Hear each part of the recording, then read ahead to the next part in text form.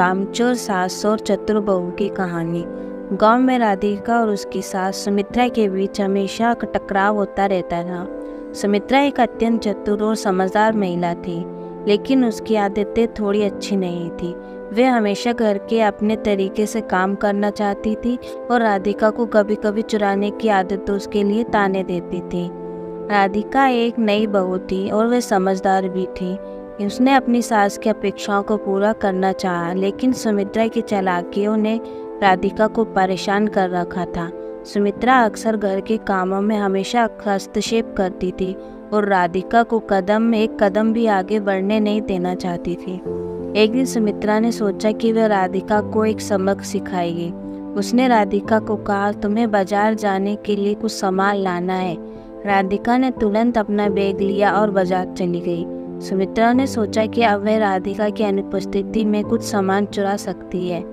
जब राधिका बाजार से लौटी तो उसने देखा कि सास ने उसके बिना घर में सब कुछ ठीक किया है, लेकिन राधिका ने तुरंत समझ लिया कि सुमित्रा ने कुछ सामान चुराया है।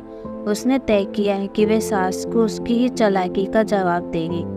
अगले दिन राधिका ने एक नई योजना बनाई। उसने सोचा कि वह अपनी सास को उसकी खुद की चालाकियों का एहसास कराएगी।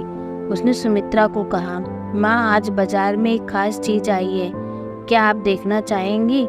सुमित्रा को यह सुनकर उत्सुकता हुई। राधिका ने उसे बताया कि बाजार में एक नई किस्म की मिठाई आई है जो बहुत महंगी है। सुमित्रा ने राधिका से कहा कि वे उसे खरीद कर लाए।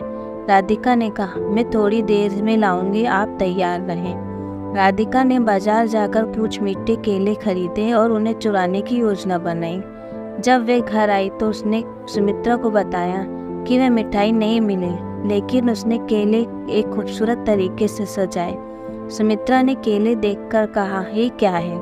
राधिका ने मुस्कुराते हुए कहा, ये खास केले हैं जो मैं आपके लिए लाई हूँ। ये मिठाई से भी मीठे हैं। सुमित्रा ने केले का स्वाद लिया और खुश हो गई।